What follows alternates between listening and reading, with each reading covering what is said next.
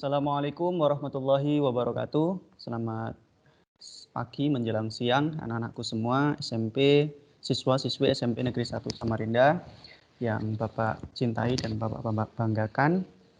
Sebelumnya, marilah pertama kita panjatkan rasa puji syukur kita kehadirat Allah Subhanahu wa taala yang mana pada kesempatan pagi hari ini menjelang siang kita diberikan nikmat yang sangat luar biasa, nikmat iman, Islam serta kesehatan sehingga kita bisa melaksanakan ataupun tepatnya melanjutkan pembelajaran kita yaitu pembelajaran agama Islam di hari Selasa ini.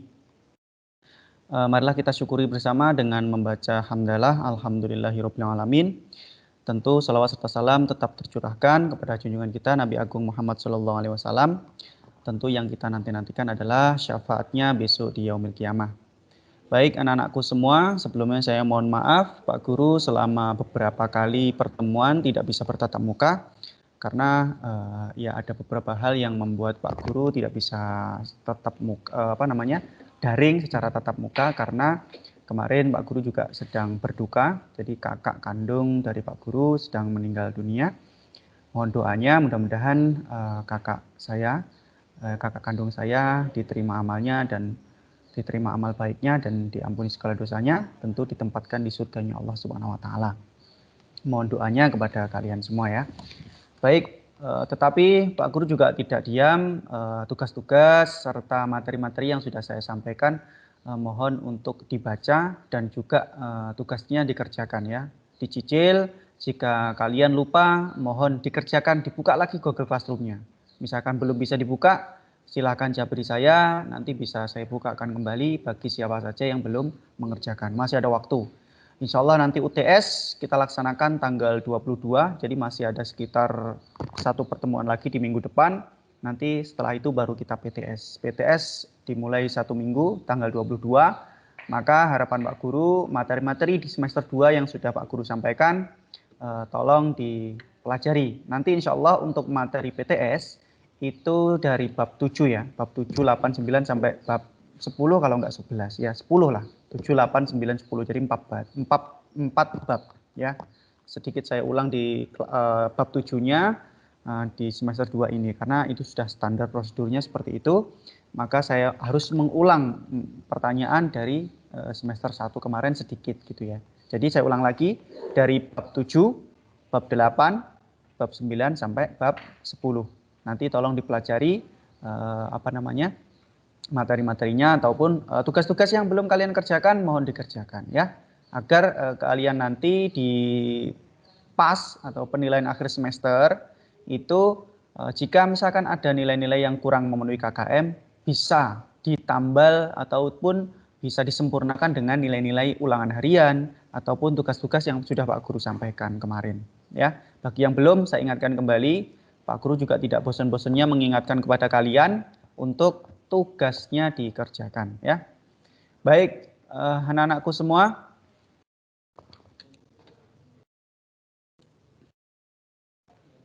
Untuk materi hari ini adalah tentang bab 13, kalau nggak salah bab 13 ya.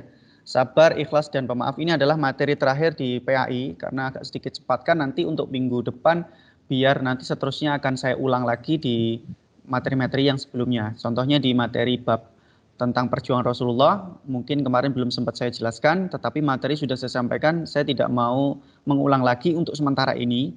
Nanti tetap saya lanjutkan sampai selesai, baru nanti di pertemuan berikutnya, jika materi sudah selesai, akan saya ulang lagi di materi-materi yang sekiranya hasil evaluasi kalian kurang bagus, itu akan saya ulang. Jika misalkan hasil evaluasinya bagus, berarti kalian saya anggap sudah bisa memahami materi-materi yang Pak Guru sampaikan kemarin. Ya, perjuangan Rasulullah ke Madinah di periode Madinah, kemudian berikutnya adalah Khulafa Rasyidin. Kemarin juga belum sempat saya sampaikan, tapi sudah saya share video pembelajaran dari YouTube dan insya Allah itu kurang lebih sama. Kemudian nanti yang terakhir ini adalah sikap sabar, ikhlas, dan pemaaf. Ini akan saya sampaikan 2 kali pertemuan. Untuk pertemuan pertama ini nanti langsung saya jelaskan apa itu sabar, ikhlas, dan pemaaf. Di minggu berikutnya nanti di minggu depan itu akan saya sampaikan tentang tajwidnya ya, tentang mempelajari ilmu tajwid yang ada di materi ini. Baik, Langsung saja anak-anakku, sebelum kita melanjutkan, marilah kita berdoa ya. Tadi belum kita berdoa, marilah kita berdoa. Mudah-mudahan apa yang kita pelajari hari ini dapat membawa manfaat untuk kita semua dan tentunya juga untuk orang lain. Bismillahirrahmanirrahim, berdoa dimulai. Bismillahirrahmanirrahim, alhamdulillahirabbil alamin, arrahmanirrahim, maliki yaumiddin, iyyaka na'budu wa iyyaka nasta'in, ihdinas siratal mustaqim, siratal ladzina an'amta 'alaihim ghairil maghdubi 'alaihim waladdallin. Amin. Raditu billahi rabba wa bil islami dina wa bi Muhammadin nabiyya wa rasulah. Rabbi zidni ilma warzuqni fahma. Amin ya rabbal alamin. Baik. Bab 13, sikap ikhlas, sabar dan pemaaf.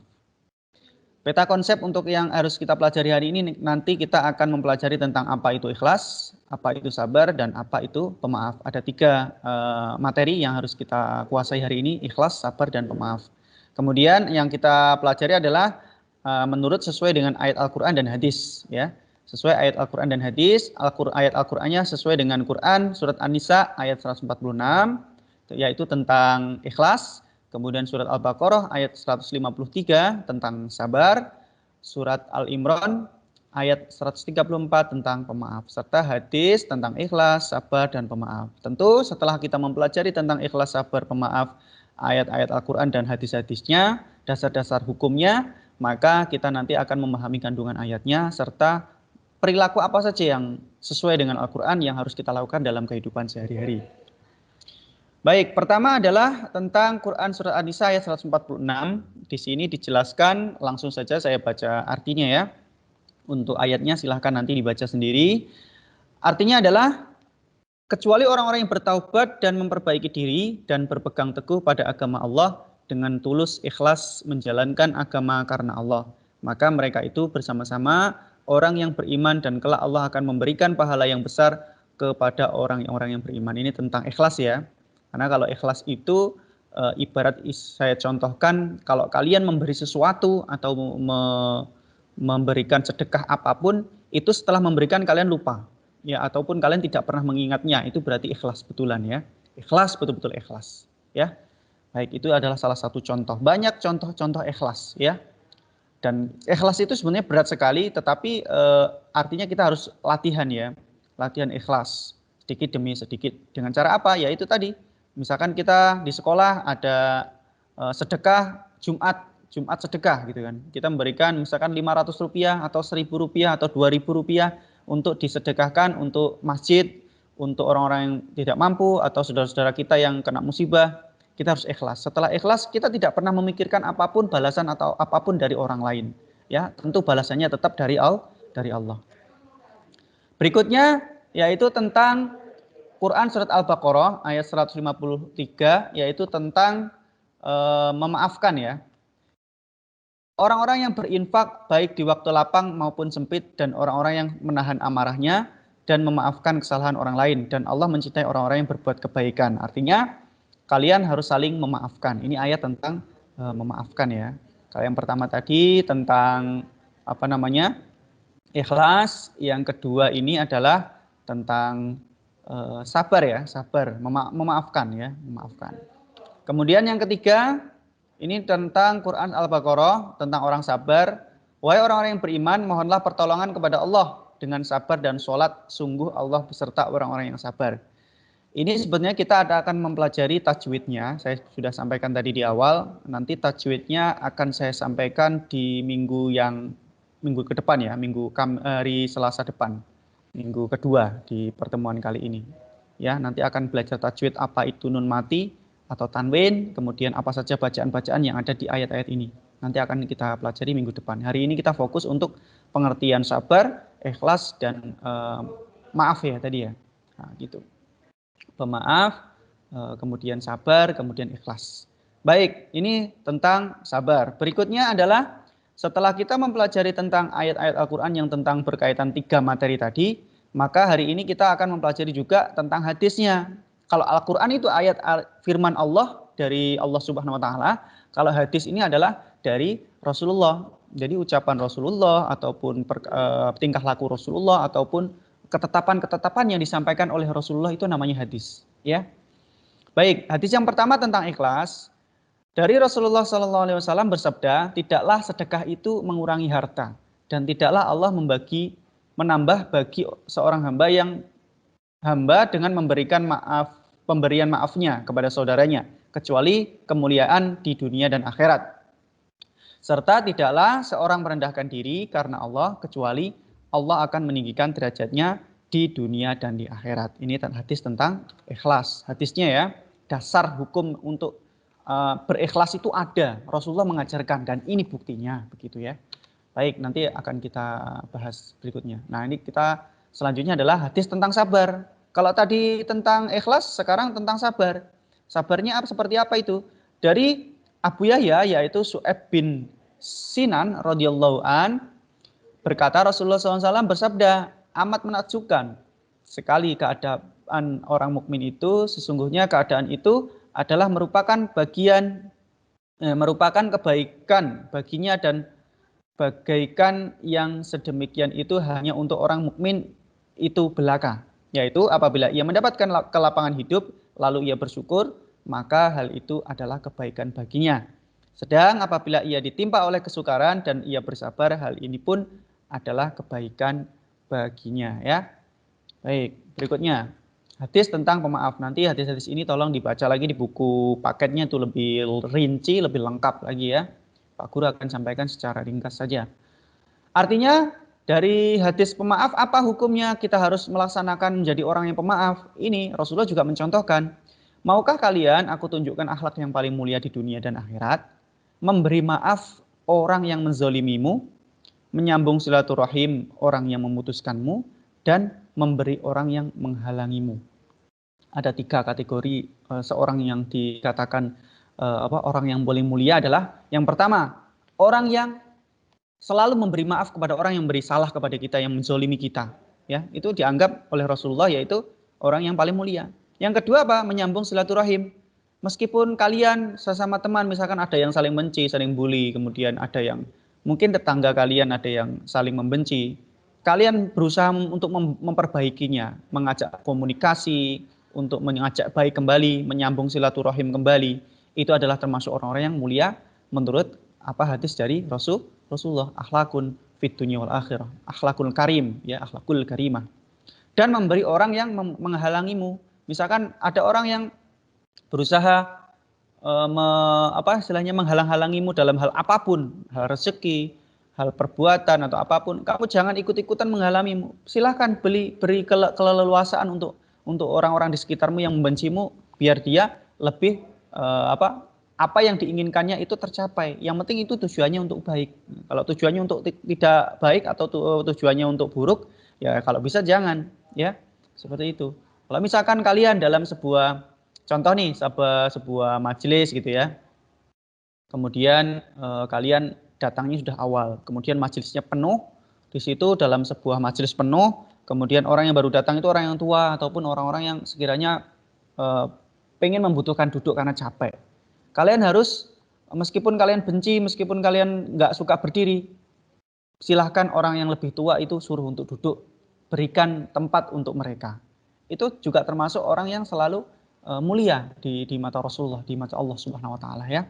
Jadi memberikan sesuatu yang luang kepada orang lain yang sekiranya itu lebih tua daripadamu atau orang yang lebih mulia daripadamu, menurutmu itu bisa dikatakan orang yang selalu akhlaknya mulia, karena memberikan tempat kepada orang lain yang baru datang. Karena kamu sudah duduk lama, gantianlah, kamu duduk, kamu berdiri, dia duduk, memberikan tempat ya di sebuah majelis. Tapi kalau untuk urusan sholat, soft paling depan, mau nggak mau harus diisi lebih dulu. Jangan mendulu, ayo silakan, jangan seperti itu. Pokoknya kalau urusan sholat itu duluan di depan ya, duluan yang ada di soft depan. Tapi kalau nggak cukup di belakangnya, kalau nggak cukup di belakang lagi, dan seterusnya. Kalau sekiranya ada orang-orang tua, kamu agak minggir dulu, biar orang tua di depan, kamu di samping kanan kirinya atau di belakangnya. Nggak masalah, karena dianggap orang-orang yang sudah tua ataupun sudah memiliki ilmu yang banyak, dia bisa bacaannya fasih, ataupun bisa misalkan ketika imam ini ada halangan, orang yang di belakang imam ini dia maju ke depan, seperti itu ya. Tetapi kalau misalkan urusan soft sholat, kalian harus berusaha untuk memenuhi yang ada di depan, tidak perlu silakan di depan dulu, silakan dipenuhi dulu. Jangan urus seperti itu. Kecuali Pak Guru di sekolah mengajarkan, ayo dipenuhi nak di depan, nak dipenuhi nak. Itu hanya untuk pembelajaran kalian agar terbiasa nanti ketika di masyarakat. Baik, berikutnya. Nah, setelah kita mengetahui tentang apa itu ayat-ayat Al-Quran tentang ikhlas, sabar, dan pemaaf, kemudian hadisnya juga sama, hadisnya ikhlas, sabar, dan pemaaf, hadisnya juga sudah jelas, perintahnya juga sudah jelas, kita harus sabar, kita harus jadi orang yang pemaaf, kita juga harus menjadi orang yang selalu ikhlas, hal apapun yang baik, ya. Jadi yang pertama, kandungan dari surat Quran surat An-Nisa, yaitu Allah akan memberi pahala yang besar dan menempatkan orang-orang munafik yang bertaubat dan memperbaiki diri sebagaimana tempat orang-orang mukmin di surga. Ya. Siapa yang mau memperbaiki diri, ya pasti akan ditempatkan di surga dan dianggap sebagai orang-orang yang mukmin. Amal perbuatan manusia harus dilakukan ikhlas karena Allah Subhanahu wa taala tanpa adanya rasa pamrih dan riya atau pamer, karena keikhlasan inilah amal perbuatan manusia diterima oleh Allah Subhanahu wa taala dan diberi balasan berupa pahala yang besar. Seperti saya jelaskan tadi, ikhlas itu tandanya adalah ketika kita memberikan sesuatu kepada orang lain, ataupun lebih contoh kecilnya adalah kita memberikan sesuatu sedekah atau apapun kepada orang lain yang kita sudah ikhlas, kita tidak perlu mengingatnya dan tidak perlu tidak perlu kita menunggu-nunggu imbal balik dari orang itu, ya. Namanya itu ikhlas. Kalaupun dia mau mengembalikan sesuatu lebih baik lagi atau lebih besar lagi, itu terserah mereka. Yang penting kita memberikan sesuatu itu dia ikhlas, ya, kita ikhlas. Baik. Kemudian berikutnya adalah kandungan Quran surah Al-Baqarah ayat 153. Allah memerintahkan orang-orang yang beriman untuk menjadikan sholat dan sabar sebagai penolong dalam menghadapi cobaan hidup. Dari kandungan ini, tentu sholat dan sabar sebagai penolong. Kalau misalkan sabar, karena ada sebuah peribahasa, as-sabru yu'ayyunu ala kulli amalin. Sabar itu bisa menolong semua pekerjaan. Kalau kalian terburu-buru, mengerjakan tugas buru-buru, juga selesainya juga akan buru-buru juga, artinya tidak maksimal. Kalau sabar, pelan-pelan, hari ini satu soal, nanti agak malam, nanti tambah lagi 5 soal, besok lagi sedikit lagi materi pelajaran yang lain, satu kali satu, sedikit demi sedikit, maka hasilnya pun juga akan maksimal. Kamu ada sedikit waktu untuk mengkoreksi dari hasil pekerjaanmu. Tidak diburu-buru, nunggu dioprak-oprak gurunya, nunggu dimarah-marahin gurunya baru mengerjakan. Itu berarti bukan orang yang sabar, ya. Sabar bukan berarti, "Yo Pak, saya sabar Pak, dimarahi guru saya diem aja." Nah, ya bukan berarti kita harus dimarahi dulu, harus menjadi orang yang sabar, tidak. Artinya sabar itu kita sabar dengan menghadapi tugas-tugas yang ada, kita sabar dengan menghadapi pekerjaan yang ada, kita sabar dengan menghadapi keadaan-keadaan yang semestinya tidak harus kita lalui, tapi harus kita lalui karena ini adalah sebuah takdir. Kalau misalkan ada beberapa teman-teman kita yang rumahnya banjir, ya sabar, karena dengan sabar itu bisa menolong kita dalam hal apapun, ya. Kita selalu berusaha. Bukan berarti sabar pasrah aja, tidak, tetapi kita harus berusaha. Kalau berusaha semaksimal mungkin kok sudah belum mencapai maksimal, maka kita harus bersabar. Insya Allah akan menolong semua pekerjaan kita, akan tentram kita, ya. Dan sabar itu juga sangat berat, tidak hanya kalian aja, Bapak Ibu guru juga berat. Kemudian berikutnya adalah dalam menghadapi cobaan dan kesulitan hidup, orang-orang yang beriman hendaknya menyertakan Allah dalam mengatasinya. Nah, ini banyak sekali. Putus cinta, kalian ya, putus cinta, diputus pacarnya. Saya pusing Pak, gini. Mau bunuh diri aja. Nah, itu suatu hal yang tidak penting gitu ya. Hanya pacaran, hanya sebatas kayak gitu aja sudah memutuskan untuk mengakhiri hidup. Itu tidak bagus ya. Dan itu tidak termasuk dalam ajaran Islam, ya. Itu jauh sekali. Makanya di usia-usia kalian itu jangan main-main dengan pacaran, jangan main-main dengan masalah cinta-cintaan. Boleh cinta kepada Rasulullah, cinta Al-Quran, cinta sholawat dan macam-macam itu boleh. Tetapi jangan sampai kita sekali-sekali mencoba-coba gitu ya, saya suka sama dia Pak, saya coba tembak aja, kok tiba-tiba diterima Pak, gini-gini. Nah, itu jangan sampai seperti itu, ya. Hanya sebatas teman boleh, ya. Berteman sebanyak-banyaknya itu boleh, tapi jangan sampai kita urusan-urusan cinta apalagi pacaran. Nah, nanti ujung-ujungnya nanti tidak sabar, ya. Baik, berikutnya Allah mencintai orang-orang yang sabar dan mau menjadikan kesabaran sebagai salah satu sikap yang diperlukan dalam menghadapi cobaan, kesedihan dan kesulitan hidup. Apapun masalahnya, kalau kita sudah berpegangan sama Allah, dikit-dikit kita kembali ke Allah, sholat, membaca Al-Quran, kemudian berkomunikasi dengan teman, berkomunikasi dengan orang tua kita. Itu akan menjadi salah satu solusi agar otak kita, hati kita juga selalu dingin ya. Karena kalau kita punya masalah dipendam sendiri, tidak mau menceritakan kepada orang tua, ataupun mungkin orang yang bisa membuat kita lebih adem, lebih nyaman begitu, ya kita jangan dipendam sendiri. Kita boleh menceritakan itu kepada keluarga kita. Sekiranya itu boleh diceritakan kepada keluarga kita. Yang bisa jadi bisa membantu kita untuk mencerahkan ya. Dan yang ujung-ujungnya adalah kita harus sabar ya. Kesedihan apapun itu, kesulitan hidup apapun, kita harus bersabar. Pak, sabar itu memang mudah Pak diucapkan, tapi sulit dilakukan. Iya memang, seperti itu. Sama Pak Guru pun juga berusaha untuk sabar. Namanya orang itu tidak ada orang yang sabar, kecuali Rasulullah ya. Tapi yang ada adalah orang itu latihan bersabar. Karena kita semakin latihan orang yang bersabar terus, nanti akan menjadi orang yang bersabar. Ya. Jadi intinya adalah latihan untuk sabar. Kalau dimarahi teman, ya sabar, dijawab dengan pelan-pelan. Dimarahi orang tua, oke, bersabar, nggak usah menjawabnya dengan banyak kata, nggak usah ya. Kita perbaiki diri, apa kesalahan kita itu kita harus perbaiki. Kemudian Allah memberi gambaran bahwa kesabaran akan membawa kebaikan dan kebahagiaan hidup. Sehingga tidak ada alasan bagi orang-orang yang beriman untuk larut atau sedih dalam cobaan atau ujian hidup. Nah, tuh ya. Baik, berikutnya adalah kandungan surat Al-Imran. Orang yang mengaku bertakwa harus membuktikan diri dengan membiasakan diri menafkahkan hartanya. Ya, kita harus bersedekah ya, membuktikan diri baik di kala memiliki kelebihan harta maupun ketika tidak memiliki harta. Allah menyanjung orang-orang yang mampu menahan amarah dan bersedia memaafkan kesalahan orang lain. Allah memerintahkan orang-orang yang bertakwa untuk berbuat kebaikan kepada orang-orang yang berbuat salah atau menyakitinya. Begitu ya. Ini adalah tentang ikhlas. Kita kalau misalkan mau latihan ikhlas, ya latihanlah bersedekah ya. Itu yang contoh yang paling gampang gitu ya. Yang agak sulit mungkin ya kalau misalkan kita ada orang tua kita yang meninggal, kemudian ada saudara kita yang meninggal, untuk mengikhlaskan itu kadang-kadang butuh waktu. Tidak harus segera langsung ketika itu meninggal kemudian ikhlas, itu belum ya. Seperti Pak Guru kemarin juga ada beberapa yang hari-hari yang sekiranya belum bisa menerima, tetapi lama-kelamaan akan saya kembalikan kemudian, dan semuanya ini adalah milik Allah. Kemudian kita juga diberikan diberikan wejangan-wejangan ataupun nasihat-nasihat dari orang-orang tua kita. Ya semua ini hanya milik Allah, dan kalau misalkan sewaktu-waktu diambil ya kita harus ikhlas. Artinya lama-lama juga akan menerima, akan ikhlas begitu ya. Jadi ikhlas itu tidak langsung seketika itu ikhlas, tidak. Biasanya butuh waktu dan butuh beberapa waktu gitu ya. Seperti itu. Itu Pak Guru rasakan sampai saat ini.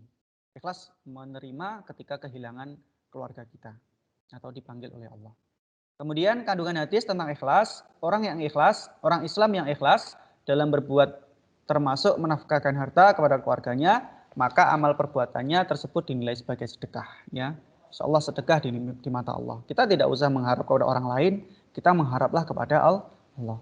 Orang yang berjihad, beribadah dan berhijrah melakukan perbaikan diri demi kebaikan dengan mengharapkan sanjungan upah atau niatnya bukan karena Allah, maka orang tersebut tidak mendapatkan apapun di sisi Allah. Ya, itu adalah sebuah penjelasan tentang ikhlas. Ikhlas jangan berharap kepada orang lain, berharaplah kepada Allah. Kita memberikan, habis itu kita lupakan saja. Kalau misalkan orang itu memberikan kepada kita, kok ingat, ya alhamdulillah. Kalau tidak, ya kita tidak usah mengharap. Ya, jangan mengungkit-ungkit. Kalau mengungkit-ungkit namanya tidak ikhlas. Ya. Yang terakhir adalah kandungan hadis tentang sabar dan pemaaf. Kalau sudah sabar, kita harus jadi orang pemaaf. Ya, singkat cerita, kesabaran seorang akan semakin meningkat apabila ia berusaha meningkatkan kesabaran dengan berperilaku sabar dalam menghadapi permasalahan hidup, termasuk ketika bersedekah kepada orang-orang yang meminta sedekah. Seorang yang ditimpa musibah harus sabar dan ikhlas dalam menjalaninya dengan mengharap pertolongan dan ridha Allah Subhanahu wa taala. Mikrofon dimatikan ya. Orang-orang yang mukmin harus hidup berbaur untuk berinteraksi dengan masyarakat sekitar, kemudian atau orang-orang yang di daerah lain. Saat berbaur ini biasanya mendapat orang-orang yang sangat buruk, maka hendaklah orang-orang mukmin itu tetap sabar, kemudian menjalaninya, tetapi tetap dengan memberikan nasihat atau mengajak ke jalan kebaikan. Sabar dalam posisi ini akan dibalas oleh Allah dengan pahala yang besar. Ya, pemaaf, sabar itu adalah anjuran Rasulullah, itu adalah akhlak Rasulullah. Maka kalian jangan jadi orang yang pemarah ya. Jadilah orang yang pemaaf, jadilah orang yang sabar. Insya Allah kalian hidupnya akan bahagia, tidak akan menggebu-gebu, tidak akan naik darah gitu. Sesekali kita ketika marah langsung kita ingat istighfar, astagfirullahaladzim. Mungkin darah kita tidak jadi naik ya. Itu bahasa-bahasa contoh kecil saja. Kemudian kandungan hadis tentang pemaaf.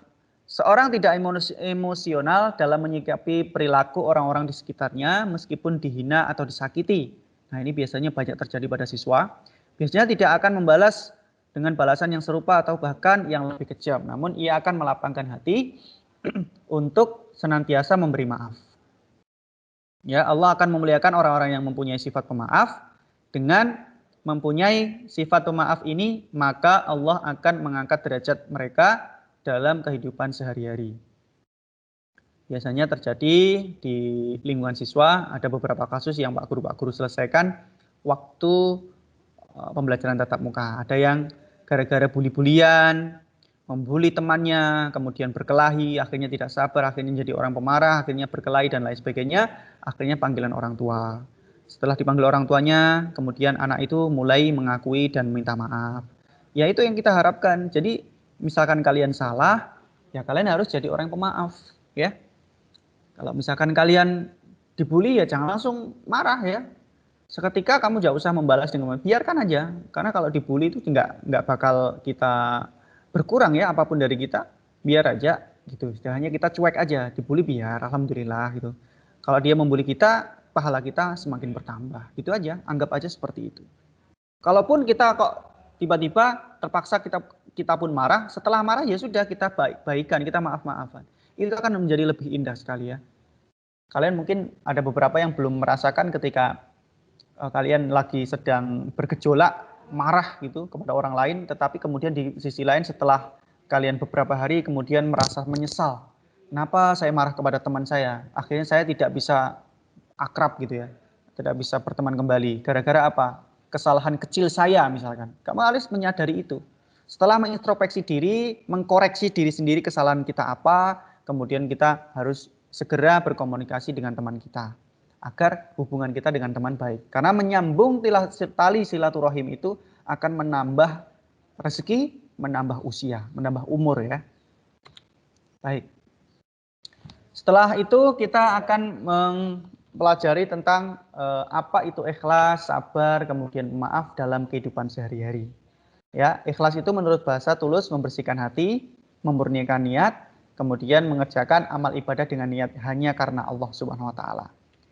Apa? Menghadirkan sikap muraqabah. Menumbuhkan keyakinan dalam hati bahwa riya menghapus amal ibadah. Riya itu apa? Riya itu kita melakukan kebaikan, melakukan amal ibadah, tapi pengen ditunjukkan kepada orang lain, diperlihatkan gitu. Loh, saya ini nyumbang 100 juta, saya nyumbang 100 ribu, saya nyumbang ini dan itu.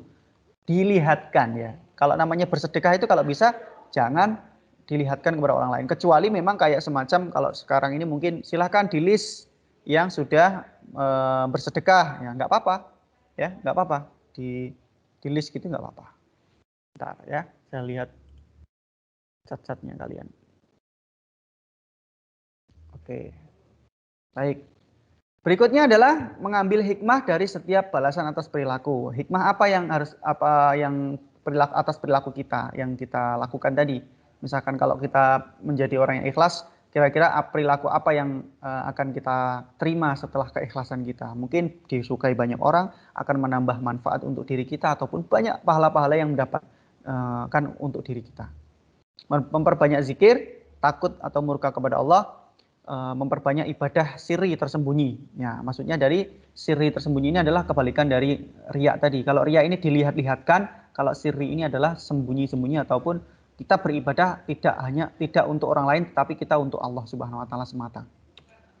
Nah, kemudian perilaku sabar dan pemaaf yaitu ada tingkatan manusia berkaitan dengan pemaaf. Orang yang mampu menahan amarahnya, yang pertama, yang kedua orang yang memaafkan, yang ketiga adalah orang yang tetap berbuat baik kepada orang yang pernah melakukan kesalahan atau menyakiti dirinya. Ini adalah tingkatan orang yang pemaaf ya. Kemudian dalam ajaran Islam penerapan sabar dikelompokkan menjadi 4 macam. Sabar menjaga diri dari perbuatan yang dilarang oleh Allah. Sabar di dalam menahan kesusahan hidup, mesti musibah, cobaan dan penderitaan. Sabar dari kesulitan dalam menjalankan perintah Allah, yaitu perintah agama, karena tekanan dari orang lain. Sabar menghadapi hambatan, ujian, dan rintangan dalam mencapai keinginan dan cita-cita. Harus sabar. Sekolah itu juga harus sabar. Ya, tidak kok semerta-merta saya sekolah tiba-tiba nanti lulus. Nah, itu tidak seperti itu. Sekolah itu juga menderita, ya. Dikatakan menderita kenapa? Kita harus yang awalnya kita enak-enakan, kita tidak enak karena apa? Harus berpikir, harus belajar. Ya, itu memang sebuah proses. Ketika kalian proses itu akan kalian nikmati, kemudian apapun susahnya belajar, nikmatnya belajar seperti apa, kamu nikmati. Nanti ketika kalian sudah kelas 3 kemudian lulus, kalian akan hanya mengenang dulu saya dimarahi guru saya gara-gara nggak mengerjakan tugas, tetapi kemudian saya mengerjakan, kemudian saya dihukum gara-gara terlambat dan lain sebagainya. Itu adalah sebuah proses, ya. Proses untuk apa? Untuk menjadi orang yang sabar dan pemaaf, kemudian menjadi orang yang ikhlas. Ikhlas apa? Menerima. Jadi ilmu-ilmu yang ada itu akan diterima. Gitu. Kemudian berikutnya adalah sabar dari kesulitan dalam menjalankan perintah agama karena tekanan dari orang lain. Kita harus sabar ya. Seperti itu. Kemudian sabar menghadapi ujian tadi sudah ya. Ujian mungkin ujiannya susah, kemudian ada rintangan dalam mencapai keinginan dan cita-cita. Misalkan kalian cita-citanya belum bisa tercapai untuk tahun ini. Oke, nggak apa-apa. Tahun depan kita mudah-mudahan cita-cita saya ranking 1 bisa. Tapi kalian tidak harus cuma pasrah aja tidak, tapi harus berusaha. Saya harus ranking 1. Caranya seperti apa? Saya harus istilahnya belajar betul-betul. Saya harus bertanya kepada Bapak Ibu guru tentang ini, tentang itu, dan lain sebagainya ya. Oke, baik, saya kira cukup ya. Cukup untuk perilaku sabar dan pemaaf serta ikhlas. Ini adalah perilaku-perilaku lebih lengkapnya ada di buku paket. Nanti kalian bisa membaca. Kalau kalian saya hadirkan di sini semua, nanti kalian tidak mau membaca. Ya, ini ringkasan saja. Lebih detailnya saya sampaikan di buku paket. Kalian wajib membaca. Setelah ini tugas kalian adalah membaca buku paket agar buku paket kalian yang dipinjam itu berguna. Tidak hanya untuk ditumpuk saja di rumah ya. Saya tahu semua rata-rata ditumpuk saja tidak dibuka. Ya rata-rata bukan semua tapi rata-rata. Ya harapan saya Pak Guru kalian rajin membaca apapun bukunya yang kalian baca. Hobilah membaca karena kalau membaca itu adalah sebuah jendela ilmu. Kalau kalian tidak punya jendela maka kalian tidak bisa menengok keluar. Hanya satu pintu aja. Kalau misalkan kalian punya jendela, pintu tertutup, kalian masih bisa membuka jendela dan bisa melihat keluar. Artinya apa? Kalau kalian punya buku, bacalah. Meskipun kalian tidak ada guru, tapi punya buku, kalian bisa mendapatkan ilmu sedikit demi sedikit dari buku itu. Kemudian jika ada yang kurang paham, bisa ditanyakan oleh Bapak Ibu guru. Itu salah satu solusi yang sudah disampaikan Pak Guru, mohon dilaksanakan. Ya. Untuk tugas sementara ini, untuk minggu ini tidak saya beri tugas karena ada beberapa yang belum mengerjakan, saya cek. Saya ingatkan lagi yang belum mengerjakan tugas Khulafaur Rasyidin, kemudian yang terakhir kemarin apa? Yang sebelumnya Perjuangan Rasulullah, ada beberapa kelas yang masih ada 24 siswa yang mengerjakan, ada yang 28, padahal satu kelas itu ada 32, ada yang 30, ada yang 29, ya. Mohon untuk dikerjakan, ya. Baik, terima kasih anak-anakku untuk hari ini. Saya kira cukup singkat dan mungkin terlalu ringkas ya. Mohon maaf karena waktu kita terbatas. Baik, terima kasih. Saya kira saya cukupi dulu untuk pertemuan hari ini. Insya Allah kita lanjutkan di pertemuan minggu depan, ya, melanjutkan tentang ikhlas, sabar, dan pemaaf, yaitu tentang ilmu tajwidnya. dan nanti tugasnya ada di minggu depan ya. Baik, terima kasih. Apabila ada kesalahan saya mengucapkan, apabila ada kesalahan saya menyampaikan materi, saya mohon maaf yang sebesar-besarnya. Terima kasih. Wassalamualaikum warahmatullahi wabarakatuh.